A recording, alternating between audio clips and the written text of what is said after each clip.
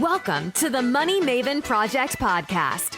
If you're here to learn how to obtain freedom over your time and money through real estate investing, you're in the right place. Create the life you want by living with intention and becoming a maven in mindset, money, and real estate.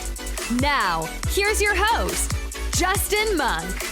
Hey, this is Justin Monk with the Money Maven Project podcast. I'm super excited today. We've got Austin Linney on the show here. We are going to be fed some awesome content, awesome data on mindset. And Aaron, you've got an awesome story. So why don't you just jump in, give us kind of your bio. What are you up to? What have you done? And then give us some background. Man, I tell you what, for me, I grew up, kind of my story is I grew up in my dad was a doctor. I grew up in a nice area, country club, the whole thing. I went to a good school. And for me, school wasn't really that appealing to me. I have a photographic memory. I felt like, why are we learning this crap? I don't care about fractions and all these weird minus symbols and, whatever. But I didn't study, and I would just memorize and make A's. And, I played sports and baseball and stuff like that. And when my parents, I was getting into a lot of trouble in high school.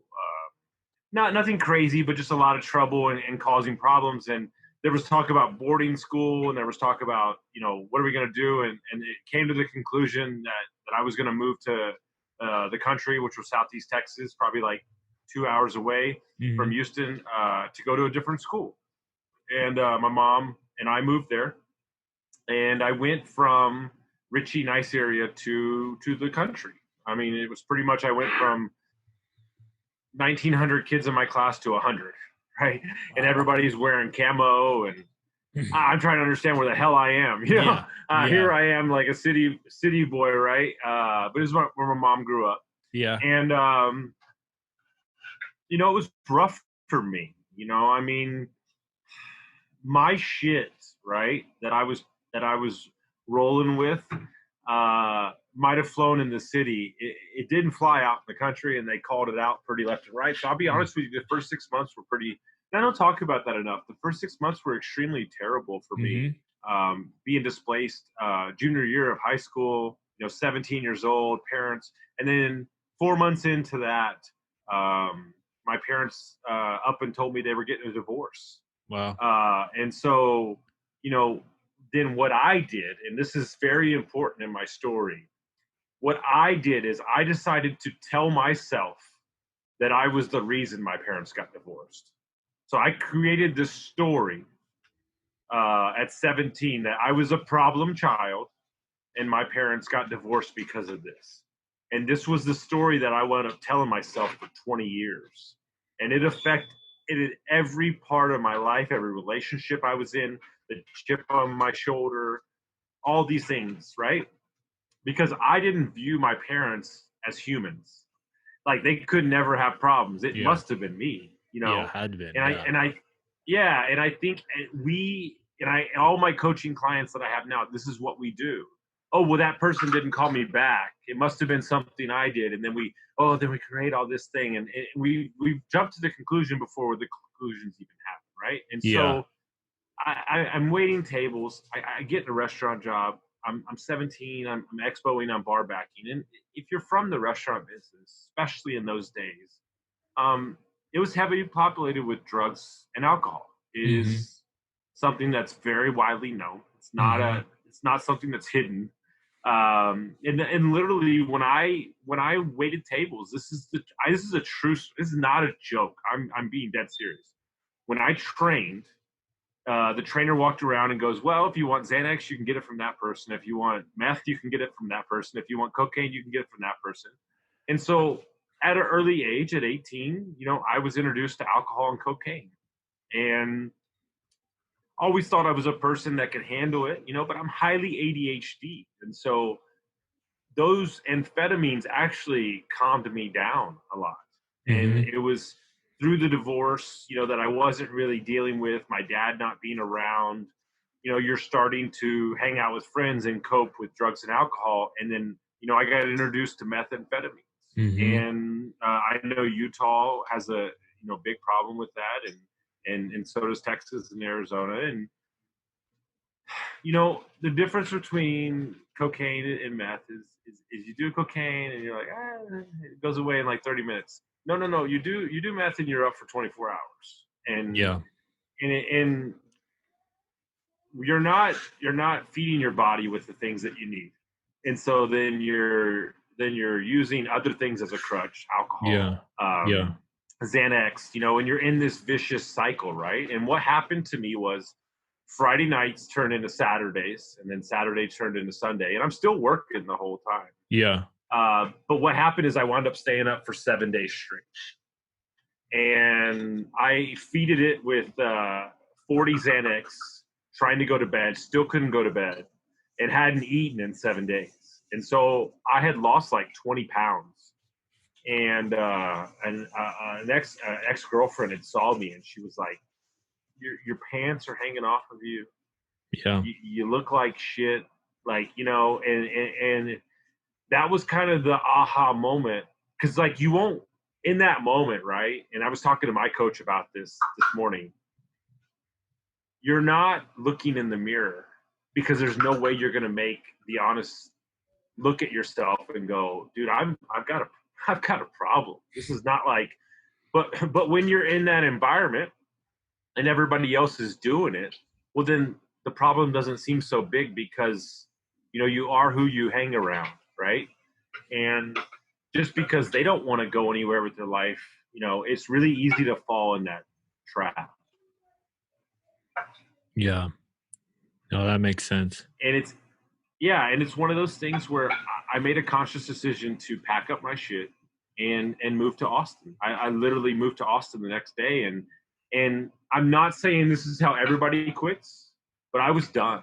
Like I was really? not done with the alcohol, but I was done with the drugs. I was like, okay, and I'll tell you a story, and this is what brings it home. Sorry if I get emotional. You are sitting at your desk in your apartment, and it's your birthday, and you're strung out because you haven't been asleep in 2 days, and you're watching basketball, and your parents are texting you, where are you? We need, are we going to lunch? Are we doing? And you're so embarrassed of what you are. You're coming up with excuses on why you can't see them. And that's a true rock bottom moment. Yeah. When you're going, how did we get here? Right. And I think people don't understand how quick the wheels can come off the wagon. Yeah. I don't know if you've had any experience with anything like that, but it happens very quick. Yeah. Yeah. No, yeah. So you moved to Austin. What? So I moved to Austin. I kicked the hard drugs, which is impressive. Still drinking heavily, but kicked the hard drugs. Thank goodness, and got to a point where when you make, and I'm sorry for anybody that it's harder than them, but I have a little of a military mind, and I have an addictive personality, and when I'm done, I'm done.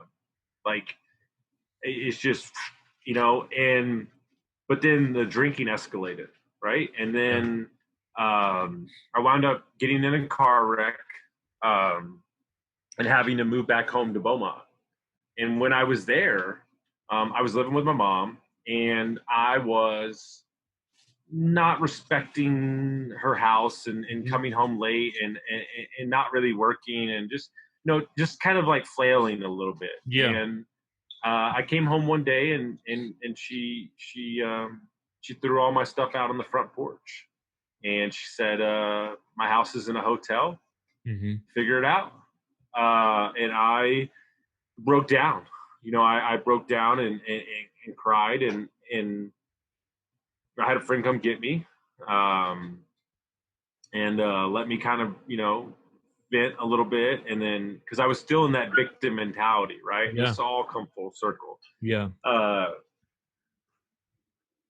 And I was like, dude, what do I do, man? I don't, like, what do I do? I don't have a job. I don't have a car. I don't have nothing, right? And so I'm over at a friend's house, my best friend's house, drinking, and he was, his brother's like, look, dude, I ain't got much, But I got this, and what that was I slept on a single bed underneath the stairs Mm-hmm. in a closet in his house for like 3 months. Mm-hmm. So I had like 50 square feet, if that, maybe 25 Yeah. square feet, and I had a fan and I had some clothes, and you're in you're in a closet when you used to live across the street from NBA players in Houston Yeah. on a country club house that was 3,000 square feet. And you're thinking to yourself, like, how did we get here? Like, like, like, what was the steps that it take that you were a bright kid and you were this and that? And what I did is bitched about it for a little bit. And then he got me a job laying brick and tile. And the guy picked me up every morning at 5 a.m. and dropped me off at 6:30 every day. And I worked 6 days a week in the Texas heat in July, which will sober you up real quick. Yep. And saved up money. I lived off $40 a month off ham sandwiches. And I saved up enough money to buy my grandma's Explorer. And I got my bartender job back. And I started making $1,400 a week again. Mm-hmm. And I got an apartment, and I think I've been running from that closet ever since. Good. Yeah, good. Oh, that's funny. Yeah. Yeah. But you know, and you would think that the rock bottom would be that point. And the problem that I see in society right now is that we have made alcohol and marijuana so socially acceptable that if somebody drinks a case of beer, oh, that's just Frank. He likes beer. Yeah. It's cool, man. But it's not cool, because if you think you have a problem, you probably do have a problem. Mm-hmm. And I didn't get drunk a lot, but I drank every day. Mm-hmm. And when I mean every day, I'm talking about every day for like eight or 9 years. Wow. Like you're talking 2-3 drinks a day. Still getting everything done. Still working 80 hours a week. But you're in that cycle, right? Yeah. Of just not dealing with certain things. And, you know, things didn't start happening for me until I had a coach literally sit me down and said, listen, this is when I joined my first mastermind. I got introduced to this guy. We're having this conversation, and it was my holy shit moment.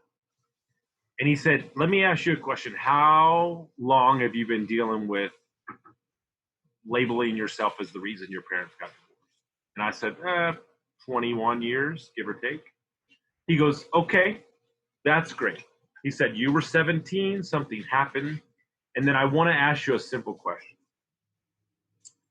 What, over that 21-year span, were the stories that you've told yourself since then? Can you imagine the combining factors of those stories? He said, I want you to meditate. I want you to close your eyes. I want you to remove yourself from those stories. And I want you to focus on the act of the divorce. And have you ever accepted any part of the divorce for the relationship you have with your father now? Like, it was mainly my relationship with my father that I was regretting, and this was like this bad cycle. It wasn't until I owned my part of it and said, okay, it's not all my dad. It's not all his reason. And when I owned it, I called him. I apologized, like really apologized for the first time. The feeling was like 50 pounds of 20 years of BS just like washed off of me. Yeah. And it was the first time in my life I felt free of that. But what's crazy is it truly didn't happen for me till 2 months later. I remember the day. I remember the time, March 2nd, 8:30 in the morning. We were at an Airbnb in the hill country, and it was very foggy outside.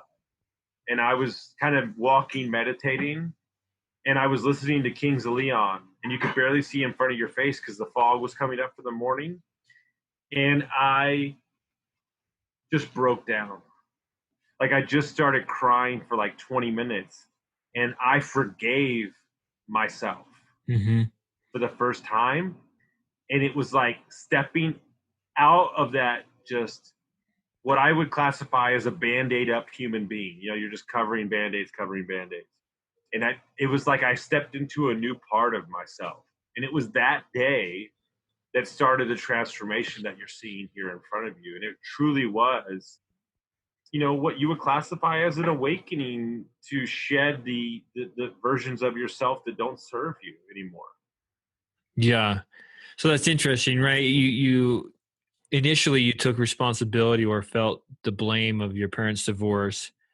But with time, taking responsibility, not of that, but of just the relationship that you had with your father, owning that and saying, well, if I'm responsible for it, then I can fix it, making that phone call. And that's what started that freedom or that release of what you'd kind of been dealing with, right? Does that make sense?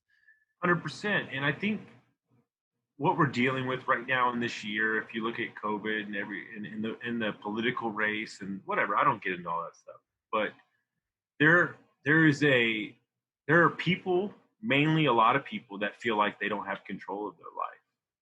And the reason that you don't have control of your life is because you don't own it. Like the choices of wherever you are, and the job that you hate, the relationship that doesn't serve you, drinking too much, there are choices that led up to that. But you have not taken ownership of any one of those choices, so you blame everybody else.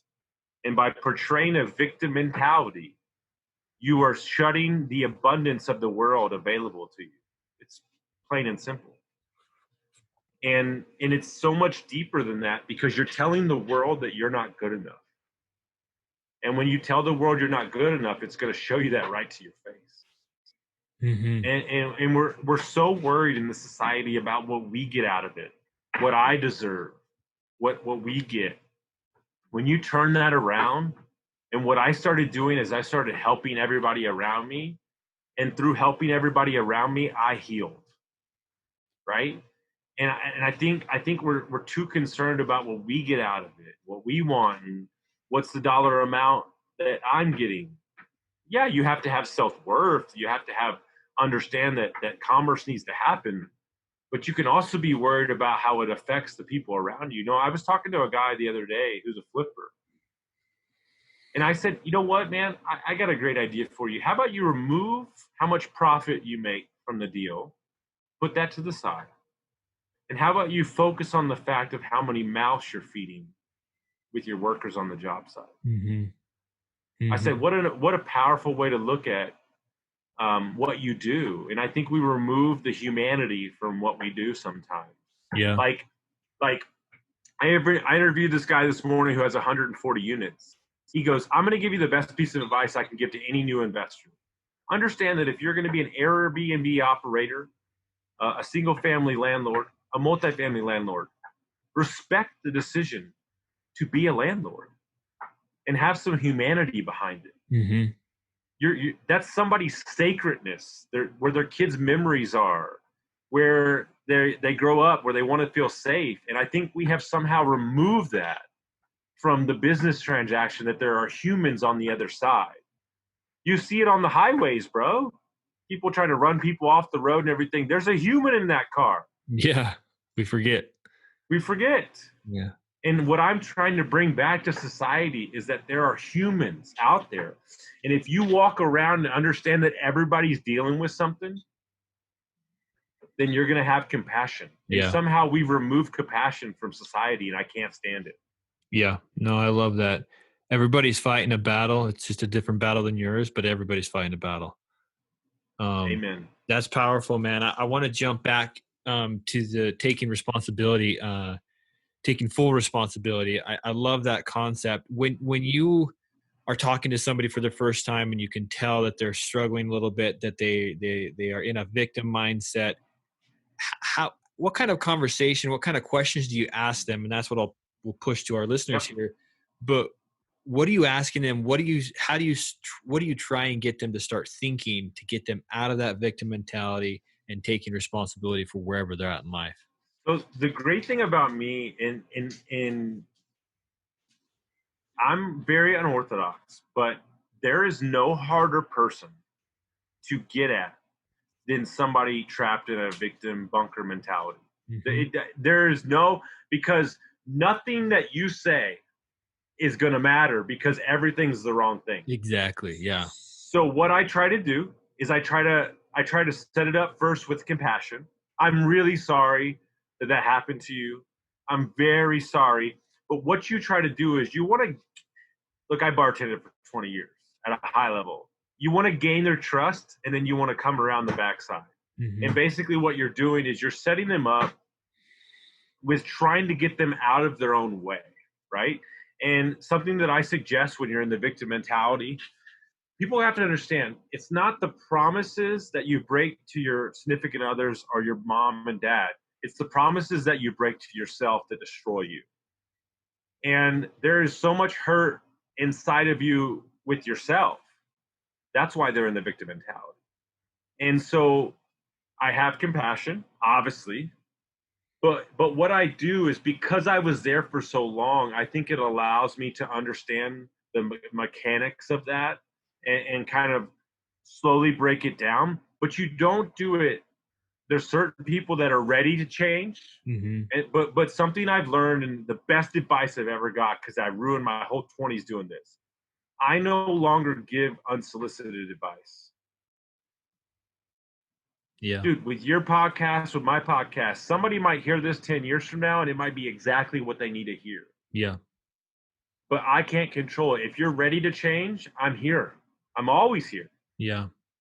But what we're not going to do anymore, right? And I think you're the same way as I am. What we're not going to do is we're not going to spend our time sitting around complaining. Doesn't get anybody anywhere. Right. So what you're looking to do is you're looking to meet them on a level that they can feel trust. And then you're looking, what I try to do, one of my favorite things is get them out of their element, right? And look, I apologize if this is crazy. I don't care. Deal with it. But some of the guys that are like really rigid and like a little crazy, I'm like, go skinny dipping. Like, do something that you would have never done before. Yeah. Right? To just shake you loose, because I call it the spoke in the wheel theory. The bike is rolling and the bike keeps rolling. And until you stick the stick in it, like, you can't. And so what I try to do is, anybody that works with me, you have to work out. It's not a question. Yeah. It has nothing to do with the way you feel. Yeah. But or like, I don't care if you look good. There is an inherent quick fix to jump in the gym for 5 minutes, 10 minutes, that you could start changing the mindset and start getting small wins to start building up towards a bigger win, right? Yeah. Atomic habits. Yeah. And I think that's the quickest way to kind of shake them loose. But I'm not going to lie to you, man. It is a rough business when somebody is bunkered in like that. And you know what I find a lot? I talk to a lot of guys about this and try to give them strategies. A lot of wholesalers deal with this. You know, they get to the real estate agents deal with this. You know, somebody that's just hunkered down and doesn't want to hear it and stuff like that. It's because they're talking at them instead of talking to them. Mm-hmm. And when you meet them on their level, here's what I do in life. And this is a rule. I don't know where I got it from. It might have been my mom. I never want to talk on top of something. Like, no, I talk on top of people. I can't help that. But what I'm saying is, I never want anybody to think that I'm better than them. Yeah. Because you're setting them back right away. Yeah. And what I try to see is, like, does he have a Red Wings watch on? Does he have a Dallas Stars watch on? I try to go where they are instead of be where I am, right? Yeah. And maybe that's from my sales 20 years, but it just makes the conversation so much easier when you're on their level instead of being above them. Yeah. Nobody wins. Yeah, no, I like that. What role?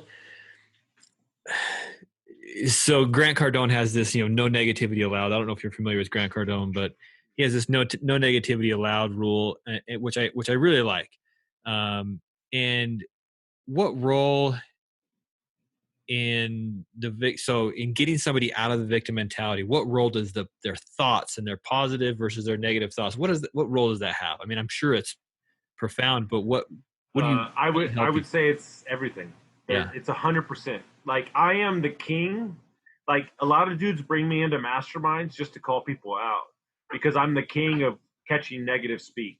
Like I'm the king. Yeah. I can hear it. Nope. And I stop it right there. Like I'm like, hey, we're not doing that because I don't care how you talk. I really don't care. I don't care if you work out. I don't care if you don't work out. I don't care if you hang out with all ballers. The conversations that are going on in your head are destroying you. Like it is, if you are having these negative conversations, the first person that needs to believe in yourself is yourself. As Cat Williams would say, it's called self-esteem. Like it's yourself. Like, because I'm telling you, if you ask anybody that's down or in a bad place, it is the negative conversation they're having in their head. Because somebody said something very true the other day. We would never, ever speak to anybody the way we speak to ourselves. Oh man, that's so powerful. Ever. Yeah. So stop doing it. And I'm going to let you in on the secret. There's no hope. There's no wish. And there's no can in my world, baby. There's execute, destroy, and conquer. We don't, dude, that stuff, because there's no ceiling. There's no ceiling in life. Everything is capable. We have more opportunity. I was on a phone call with a dude from Ireland the other day. Like, whatever we want is available. You are telling yourself that you're not good enough. And that's ridiculous. Yeah. Because everything that you want is at your fingertips. But you have to put in the work and you have to go out there and get it. And what it's first about, my favorite thing, and I think I did this to you the other day. My favorite thing to do to multifamily dudes on their birthday is I say, happy birthday. I hope you have 100 unit in your inbox. and they're like, oh yeah. And because we're just setting the table, right? Yeah. And I study, like, I love like NLP and like cognitive training and stuff. Like, you're setting the table for the precedent for it to be brought into your world. Yeah. And I don't think people put enough stock in that because it truly is, manifesting. This is super. So yeah. So for the listeners, I've known Austin for almost 24 hours, right? We were introduced yesterday. Yeah. And so this is a little bit personal here, but I'm going to go on my level. In my mind, what happened yesterday in our conversation was super powerful. So we're messaging on Instagram, and we had an engagement where you did just what you did. You hey, I think I scheduled a time to be on your podcast in like a couple months. Me, I'm thinking, man, that's like 2 months out. And you're like, hey, that's awesome because you'll probably have 55 units by then. And I'm like, whoa, crap. And what happened? So I've always felt that I'm a positive person, and then I have a good attitude and everything. But what I realized is that I am and can be verbally out when I speak. But what a light came on yesterday. There's a lot of bull crap going on in my mind that's actually steering the ship. Even though outside, I'm a sales manager for our solar company, so I'm always let's go. I'm super positive and have a good attitude. But I'm like, actually, there's some stuff going on in my mind that I've got to address. And you called that out, probably not even on purpose, but what I realize is I'm not as positive and not as there is still some victim mentality, even though I take full responsibility for everything. I'm a no negativity kind of guy, but I'm like, man, what's on the outside isn't necessarily matching on what sometimes on certain days when I have a bad day or whatever, what's going on the inside. And that was a super powerful lesson. And I think people need to realize that, like, it's you said it, it's the conversation that we're not willing to speak that's the most powerful and having the strongest influence on our minds and our bodies and our success, not what we say, because what we can say can be fabricated. it's that stuff going on that we need to address. And man, my mind just blew yesterday because I was like, man, he didn't mean to, but he called me out. And or more importantly, did I know exactly what I was doing? you probably did. I No, see. and what I'm saying to you is I have a client, right? And he's an amazing investor. His health is not where he wants it to be. It's been a bugaboo for him for 10 years. He can't figure it out.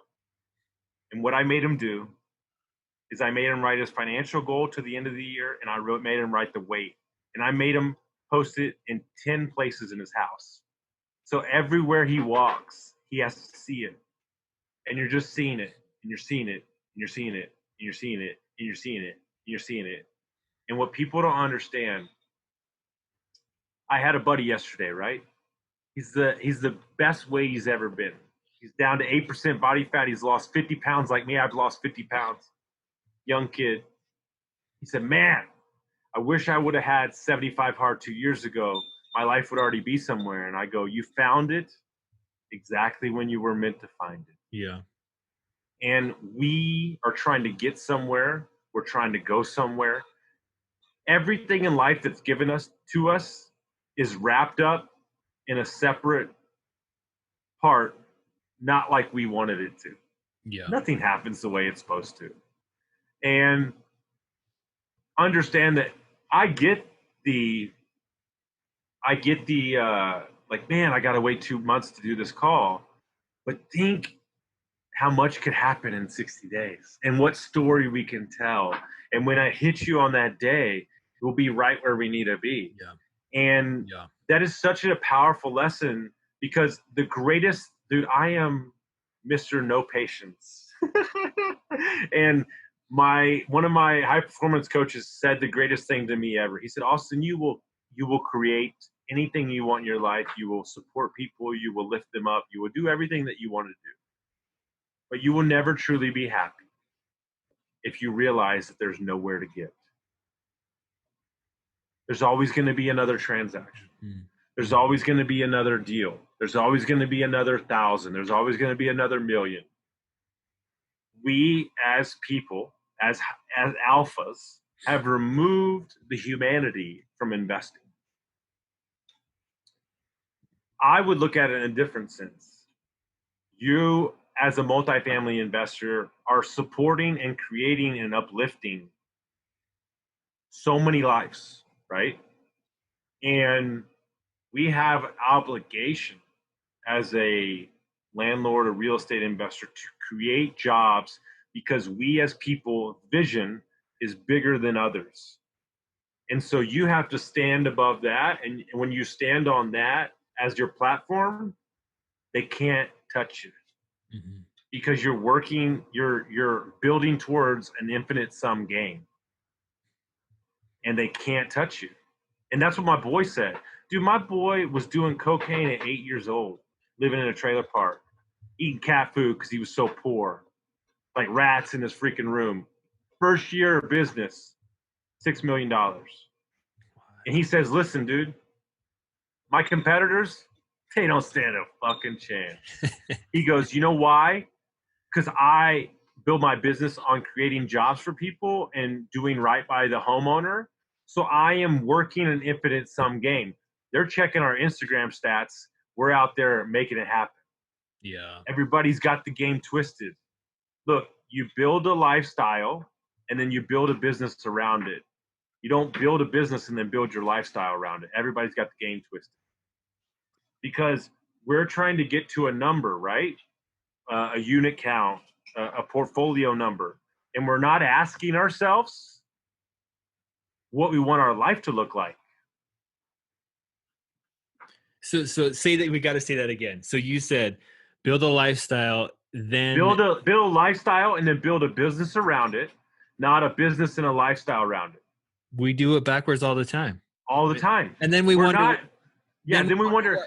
Dude, I'm going to read you something. I'm going to read you something because you have to read this. Go ahead, man. Read this. My boy sent me this text, blew my mind. Because I was talking, I did an episode on fun. Nobody has fun anymore. We've taken fun out of life. It's the craziest thing I love that. He said, he said it's a look at the big achievement society industry, because how they preach of getting off the rat race, and then all they're doing is building their own hamster wheel. It's I the love truth. that. I've wondered that before. It's the truth, because I want to ask you a question.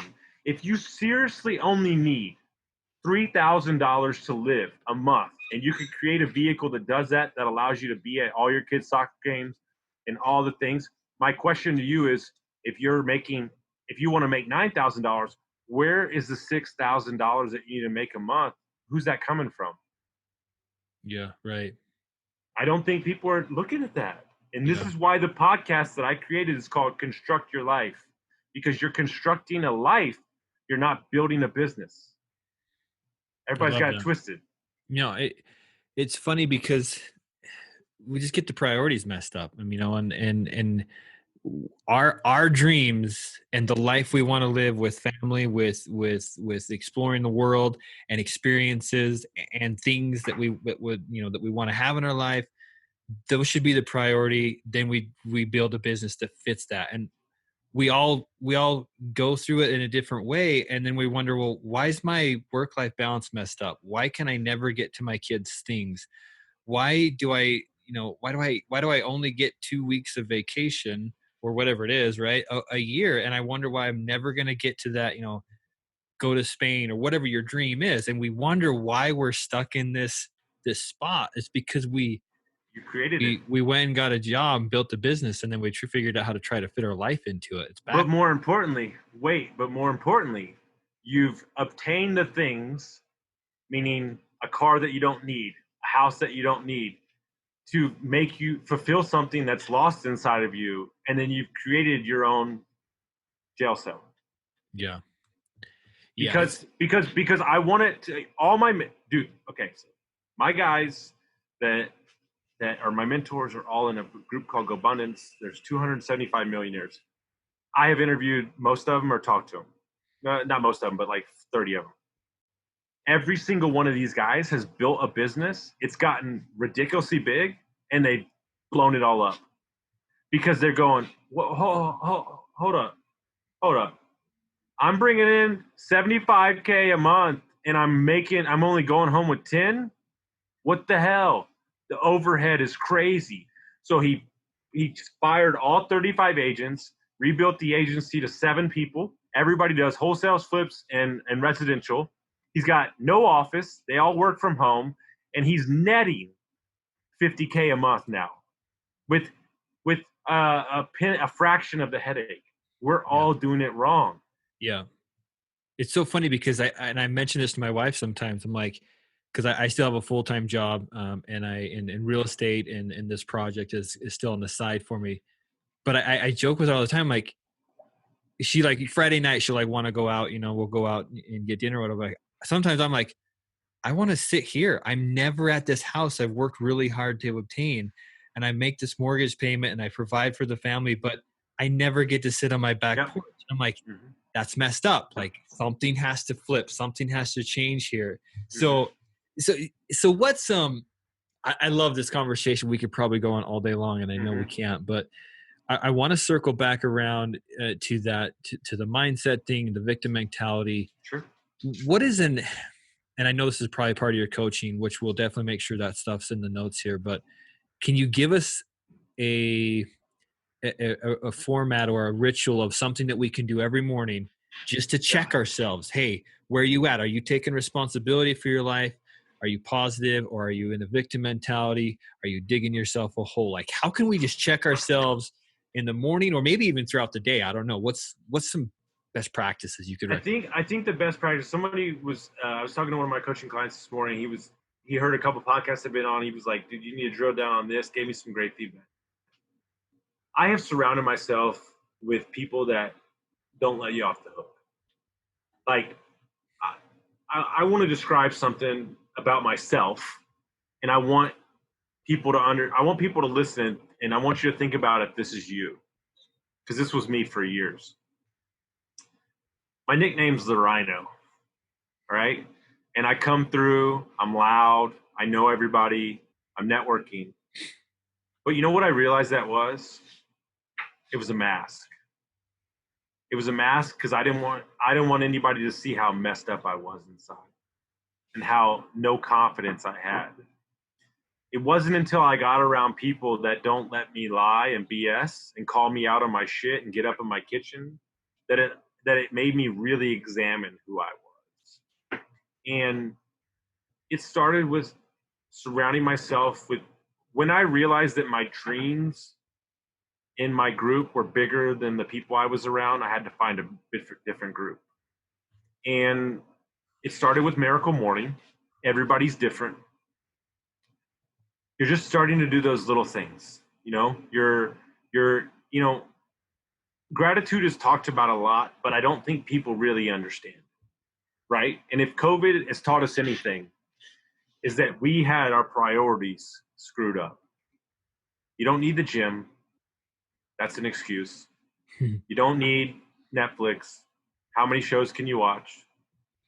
I was just on the road for 6 months, living out of my car, Airbnbs, 16 states. Wow. You don't need a lot. No. You don't need a lot. But we have fashioned ourselves by, well, if I drive this car, dude, how about some gratitude for dude, I'll tell you something. I had an epiphany a week ago. You know what? The only thing that people need in this world is opportunity. Mm. We as people will fold up and be done in a job when we have no opportunity. We as people, when the town's not growing anymore, we're done. We only need one thing in this world, opportunity. Every day you have an opportunity to be better. Yeah. And if you're getting 1% better every day, dude, here's what you need to know. I lost 50 pounds in 2 years. And I lost 8 pant sizes when I stopped drinking. And I lost 25% body fat. And you want to know how many people care? Nobody. Because nobody cares, work harder is my fucking slogan. Right? Because everybody has their own problems going on. So if you're doing it for somebody else, then you're doing it wrong. Yeah. Because I'll let you know something right now. And this is my new thing I'm on. There was nobody there with me at 2 a.m. when I'm listening to Gary Vee. And he's just in my head till 4 a.m. Yeah. There was nobody there with me at 3 a.m. on the soccer field in 40-degree weather with my shirt off, slamming Imagine Dragons loud as I could ever do it, screaming at the top of my lungs, trying to rebuild a broken man. Mm-hmm. It was me. And I was in conversations with myself. And what I reverted back to was, how can I help somebody? How can I do something to serve somebody else? And how can I keep a promise to myself today? One promise. And that's the foundation to retooling your life. And I tell you what, and it has nothing to do with me. So don't think I'm trying to sell myself, guys. I don't care. Use me or don't. But it was really getting a coach, man. I mean, having somebody in your corner that can call you on your shit, that knows your life, that creates the space for you to be vulnerable, right? Because we as men, dude, does anybody understand the amount of fortitude it takes to break up a 13-year marriage? Like, to lose his dog, to lose a house that he has 150 grand equity in, that was his first investment property. And I just gave her the house because I knew it's what she wanted. Like, I could have just stayed married for many of years and just been comfortable. But I always thought that there was something more, right?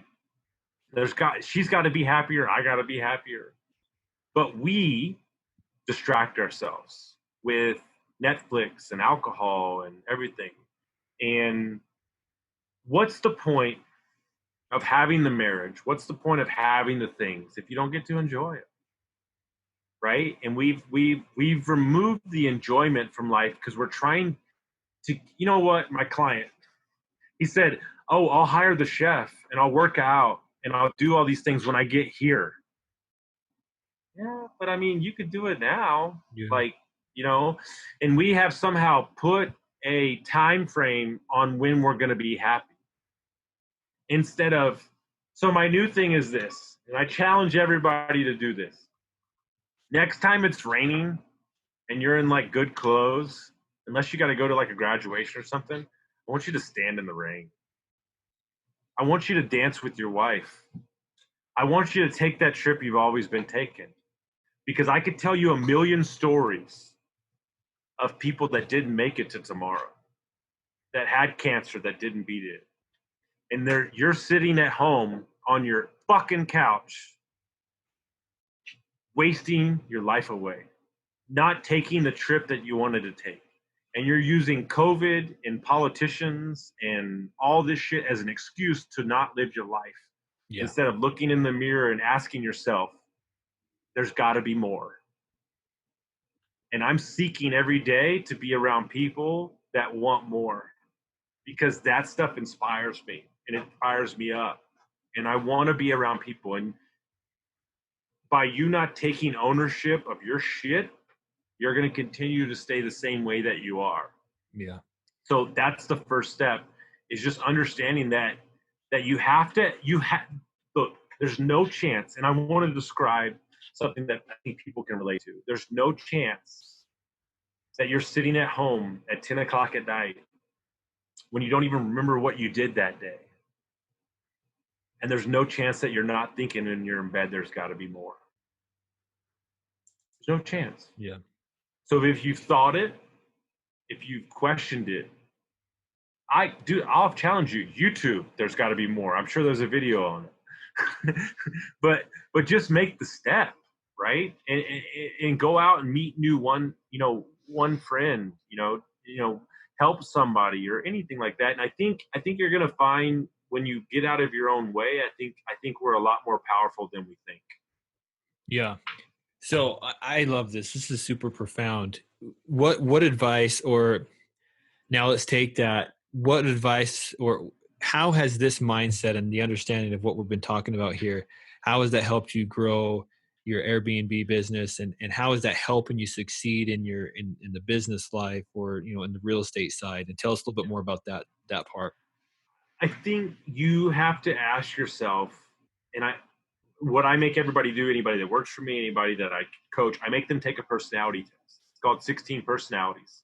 It's online, it's free, it takes 10 minutes, and it really describes on what you are. And I think we as entrepreneurs, I don't discount the fact that you have to do everything at first. But I think you could also farm out what you're not good at, meaning a VA or just a Fiverr account or something, or you could do it all yourself. Mm. But keep track of your things and document what you're doing, so you can later train somebody to fire yourself from your business, right? Yeah. But I think we as people, especially in real estate, I'm just as guilty. We get the shiny object syndrome. Well, I'm going to do flipping. I'm going to do wholesaling. I'm going to do this. And we're no longer allowed to grow. Like, dude, I love Andy Frisella because he straight up tells you, like, dude, we made like 60 G's, like was the most we ever made for like 10 years. Mm-hmm. And then boom, we hit. But this day and age, nobody's allowed to wait that long.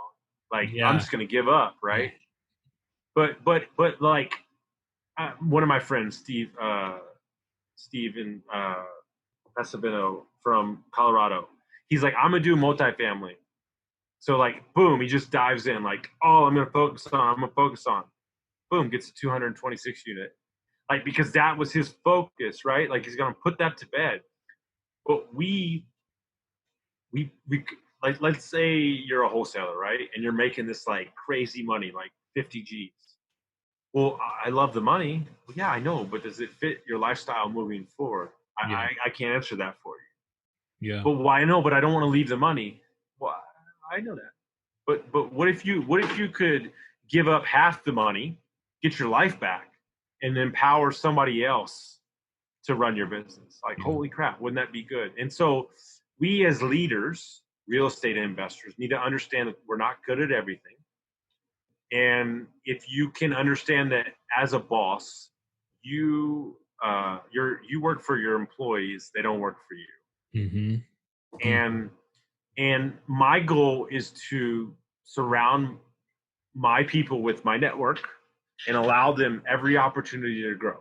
My assistant, he is amazing at scheduling, spreadsheets, organization, building systems.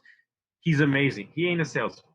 He's not a salesman. He's getting better at it, but he was really trying. And I asked him, I said, why? And he goes, I go, you have the best one on the planet sitting right as your boss. And he goes, holy shit, I don't have to learn that. Yes, let's go. And I was like, just double down on who you are. But Casey Gray, one of my great guests, he's a huge builder, been doing it for like 12 years. And he says, if we are perfecting our weaknesses, we're just creating stronger weaknesses. How much sense does that make? That makes no sense. Yeah, that's funny. It makes no sense. No. Dude, you know how much I care about a spreadsheet in multifamily? Zero. I'd rather run my head through this freaking table right here. But if you need to meet 50 multifamily operators, guess who you can call? Me. I'll introduce you to everybody because they're all my friends. Yeah. But that's what I do. And then I have my business partner who loves underwriting spreadsheets and profit margins and everything like that. Because I read the book Rocket Fuel and it changed my entire life. Because I am the quintessential hardwired visionary to a fault. And I have to have people around me to keep me in my lane. You know, and that's been my biggest bugaboo my entire life, is staying in my lane. But as a coach and as a real estate investor, being more of a passive investor, I found my niche, right? And it's taken 38 years to get there. But the advice I would give to a brand new real estate investor is one thing: network a lot, but add value and understand that somebody doesn't owe you anything, right? But also here's my biggest thing with people, and meaning mainly young investors. I am so sick of an investor that's done like 3 or 4 deals telling me that they haven't done anything. I'm done. You have done more than probably 60% of people, and you're telling me that your story doesn't matter. There's more people that would relate to you than they would relate to me, than would relate to Gino Barbaro. And you're telling yourself that your story doesn't matter. At one point in your life, I heard this quote, that you should always have a mentor and be mentoring somebody. That's how life should be. Because you owe it to yourself to give back all the people that have helped you out. Dude, next week, I'm having 3 investors on that have never done a deal before. I'm going to sit there for 3 hours if they want, 2 hours, and answer every question they want on Facebook Live. You know how many people, I put out a post to be on the thing. You know how many people asked to be on it? 0. What? I would have given my right arm to jump on that bad boy, right? Yeah, me too. Sign me up. Yeah, but this is where we are, right? Nobody's willing to do the work because it needs to be done tomorrow. Like, because me too. Like, my 20 years of waiting tables, I go bartending, knowing all about wine, hotels. I go, what could that possibly teach me in real estate? Oh, everything. How to deal with people, how to interact, hospitality. And so we have discounted the stepping stones that take us to get to where we need to go. And we have put those in the back burner because we put them to bed. Yeah. When you tell me, and I don't want to get into your personal life, but when you tell me that you don't get to sit on your porch, like, it breaks my soul in half. That, like, I don't know where you came from. We'll continue to get to know each other. But I would imagine there's a part of you deep down that has always dreamed of sitting on his porch. Always. At his house. And the fact that you don't do that is a massive crime in humanity. And it needs to be rectified really quickly, because you'll get more satisfaction out of that than any real estate deal you'll ever do. That's profound, man. Yeah. And we prioritize what's the wrong things. You know why we prioritize the wrong things? Because you're wanting those things for other people instead of what you truly want. But that's ego. It's all ego, dude. Hmm. And I know, but like, okay, I know, but I'm invested in 2,000 deals, 2,000 units. Well, are you? Or are you a 0.1% of a 0.9% of a thing, and you make $100 a month? Or you could be like my boy Tyler Chester, who owns a 50 unit straight out and is making more cash flow. He's basically retired from one unit. Yeah, it's a good point. Always in a rush. Yeah. So how do we, so if somebody that's got goals, right? And how do you be patient? How do you not get frustrated with the process and the journey in accomplishing those goals? Because I think the true value is who you're becoming in accomplishing that goal. But sometimes we get so frustrated and we just want to throw our hands up in the air because it's taking too long to get to where we think we want to be and accomplish these goals. I'm of the mindset to set massive goals, and sometimes they turn around and bite me because they're so massive. I can get impatient and frustrated that I'm not seeing progress towards them and I'm not accomplishing those goals. So how do we stay patient and just focus on the process rather than that destination? Yeah, well, first of all, you got to get married to the process, divorced from the results. That's the Yeah. main thing. But here's the bigger issue, and I'm glad you brought it up because you just popped something in my head that I've never even thought of before. Massive goals are great, but have we created any goals in the interim to keep the juice flowing? Yeah. You get what There I'm you go. saying? Yeah. I heard a report the other day, right? Bro, I'm your guy. Did you lose 50 pounds? You're like, bro, I want to look like a Greek god. Damn it! I can't lose my belly fat. It's driving me crazy. You know, but I feel so bad. I feel good, right? And so there was a neuroscience guy on Ed Milet. He said that they found out through a study. You ready for this? I'll blow your mind. You actually get more dopamine from the pursuit of a goal than the actual obtaining of the goal. That's awesome. We have it backwards. But here's the Yeah. problem. I'm all about big goals. But you got to give yourself some wins in there to keep the Yeah. momentum flowing. But more importantly, and everybody pushes back at me when I say this, and I apologize, get over it. I think goals are meaningless. And the reason I say that is simple, just like you're saying. You know what I live my life out of? Intention. Yeah. My intention is to be a good person. My intention is to show up in a room with the proper energy.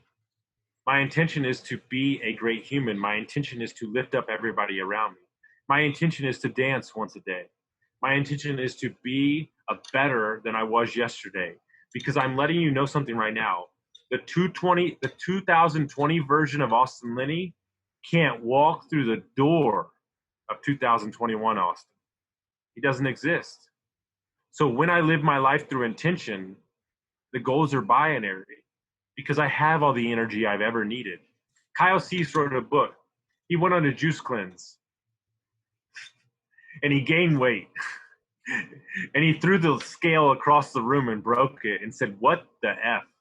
And then he realized that his intention was to feel good. Well, if his intention is to feel good, who cares what he weighs? Yeah. So I stopped weighing myself. Yeah. Yeah. Me We're too. all living our life on a scoreboard. Remove the scoreboard and the rest of the shit doesn't matter. I love that, man. So somebody's trying to get into real estate. A brand new guy, trying to jump in. You can tell him one thing, like one little tidbit of information to help him in his journey. What are you telling him? What's the advice you give him? Never lie about where you are in your journey. And by doing that, people will open themselves up to help you. But by you putting on a front, by you claiming that you're somewhere where you're not, people will call you out and they'll find you out. And understand that everything in this world is available. I got dudes in my life that are 22, 21 and have 186 units. It's crazy, And man. I'm like, I was trying to find a pair of pants at 22. But this is where we are with YouTube and the information that's available. And do you know how many people I've met in the last week that said I was sitting at home and I was bored and I typed in how to make money in real estate quickly, and now they're wholesaling 7 deals a month. And you know how much money that costs to wholesale? $0. Yeah, 0. But we have decided that we don't deem our, we don't deem our Oh, okay. I got a perfect. Oh, this is so great. I interviewed him today. I just remember this. My boy has 140 units and 38 Airbnbs. He's been in the game for a minute. He has a degree in economic and financing from like a great university. And guess when he tried to get a job? 2007. And he had to come back home. And the only job that was available was a maintenance worker at a 4-unit multifamily complex. He got a call one day from a tenant to go clean up the mess. There was a foot of shit in the apartment with water everywhere, and he's in a vacuum going, what the hell am I doing here? I don't deserve this. I'm better than this. And he went to his dad and said, I'm going to quit. I'm better than this. And his dad said, I'm going to give you a piece of advice. Just hang on a little bit longer. Just for me, just a little bit longer, and so he befriends the owner. The owner gets a divorce and wants to move back to Sweden, and the owner sells him the building for a song. He was 21 years old. He had no idea what he was doing, and he said, you know what, screw it, man, I'll just figure it out. And that's how he got into multifamily. That's because awesome. He took a job that he didn't. Guys, we don't know the story of our life, and we don't know what's placed in front of us. We don't know who's placed in front of us. Because now this man over here has me in his life because of Evan Holiday, who introduced us. Yep. And now he's better for it, and I'm better for it.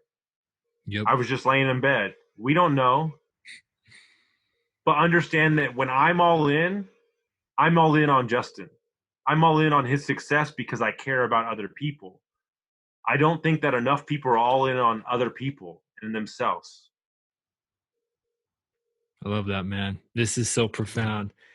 I honestly, and it's so, as I started this podcast, I've learned, there's a lot of podcasts that will give you a taste of like how to do a certain thing, how to wholesale, how to flip. And that's what I intended this to be when I initially started it, but it's spun into, I have found that we're talking about stuff that's outside of that, but I believe more important. You can read a book and learn how to wholesale, but we really need to have conversations like these about controlling your mindset and getting out of that victim mentality. And I find that, we could have talked about Airbnb, your journey into multifamily. I'm tired of Airbnb. I don't want to talk about it. We could have do that shit. And then there's probably people that want to know how to do Airbnb, but I'm like, this I believe is more important. Get your head right. Get a good ability to control your mindset, and Airbnb or whatever it is. Do you know what we do in life? We try to learn too much about something. And what I mean by that is you can learn, you got to have a basic knowledge, but you will learn more by doing than you will ever learn by learning. And I've just got to a point where I can teach you about Airbnb if you want. I'm bored out of my mind about it. But what I'm saying is, when I talk to my mentors and the people that I respect, you know how much we talk about real estate? Never. Yeah. We talk about kids, life, mindset, because I'm letting you know that mindset is everything. Because you know what changed my life? And I don't know if this has happened to you. When I met syndicators that had $1,000 in their bank account and they were closing on $15 million multifamilies, that's when I was like, oh, this is not even real. This is just all in your mind. That's when the whole thing changed for me. I was like, oh, they're going after a deal because a deal's a deal. And I think that's where everybody gets it twisted. It's just, dude, it's just mindset. Yeah. Yeah, no, I because love that. if you have the asset, the money will show up. Yeah. You could be an expert in Airbnb or wholesaling, but if your mind is messed up and it's not in the right place, you're going to struggle no matter how much you know of a topic or no matter what your skills are. Mm-hmm. If you can't control that mind. And so I feel like that's where the podcast has gone. It's just such a focus about the mindset because I don't feel like it's talked about enough. We don't ask ourselves the hard questions, which you're really good at doing, and calling it like it is. I think that is where a lot of people, beginners or even people that are a little more seasoned in it, there may be some mindset thing that's still holding them back. Like I realized yesterday, there's still some negative talk I got to clean out. And that's super powerful. So I'm gonna ask you a hard question right now, and you don't have to answer it right now, but I'm really sticking on the fact that you're not sitting on your porch enough. That's like really burning a hole in my soul. I want you to have a conversation with your wife tonight or this weekend, and I'll email it to you. It's a 5-year vision. It's very detailed. Take your time with it. But I want you and her to be on the same page of what you want your life to look like. Yeah. And what I mean by that is you might come to the realization that it might not look like you thought you might want it to look like. And you could be done at 40 units. And you probably won't be because you got to keep the mind active. But I was watching the fire document, the fire movement, like live below your means, save your money, blah, blah, blah. He said something to me that changed my entire life. He said, we are retiring young, not to stop doing things. We are retiring young to allow ourselves stability to do the things that we've always wanted to do. Exactly. Yeah. I don't think we think about that enough. Doing what matters rather than what we have to do to pay the bills or whatever. No, and it's so funny that you mentioned that 5-year plan, because ever since our conversation yesterday, and guys, and I'm not just saying this, like you need to pay attention to what Austin's doing here, because it was like 6 messages, and all of a sudden my world was spinning. But I this morning I was like, man, I need to go back and I need to nail down what it really looks like in 4, 5, 6 years, because anytime that I feel like I get into a funk and that negative talk pops up, it's usually because I've lost my focus and I've lost the vision of where I want to be, and I'm not revisiting that often enough. So that's strong, man. I definitely am going to have that conversation with my wife. I thought, I'm like, hey, man, we need to go out to dinner and have a good talk because. No, let's do it. What part of Utah are you in? Northern Utah, so like Logan area. Okay, well, Don, I'm looking for any excuse to come back, so we're gonna come out there. Yeah, it's fall time, so it's super beautiful out there with all the leaves changing. Couple months, you come and go skiing or snowboarding or whatever. That would be awesome too. Dude, hey, you got it, done. Yes, let's do it, man. It's on the books, man. Let's do it. But I'm telling you right now, be careful what you wish for, because what I'm trying to set up, bro, is I want to do like David Goggins coaching, where I roll in for 48 hours and I'm at the gym with you. I'm in your face. Yeah. And like, I don't allow you off you know what I'm saying? I just like, I'm all in there, Let's do it. And let's document the whole thing. People will get such a kick out of that. I'm all about it. I love it. All right, my man. This has been awesome. I have learned so much. And I've been in this whole no negativity, positive mindset thing for years, but I'm still learning and I'm growing, and you've definitely turned some lights on for me. So where can people reach out to you? Where can people learn more about you and contact you? So I'm a high performance coach for real estate investors, people trying to better their life. That's my passion. That's what I do most of the time. We've got a podcast called Construct Your Life. You'll be on in a couple weeks after you get your 60 unit. So we're going to talk about how you bought it, how you flipped it around. It's going to be amazing. And then if you just DM me on Instagram, Austin Linney. I'm everywhere, Facebook. Trust me, I'll answer. I want to help anybody I can. So please reach out, and I just really appreciate you having me on, my brother. Austin, it's been great. Let's stay in touch. Let's hit the slopes too in the next couple of months. Dude, you got it, man. But I ski. I don't snowboard. So that's fine, man. I don't hold it against you. I snowboard. But all right, my man. All right, I appreciate it. Yeah, take care. Thanks for listening to the Money Maven Project podcast. A true maven shares knowledge with others, so be sure to share this podcast and leave a review. Thanks so much, and until next time, live life with intention.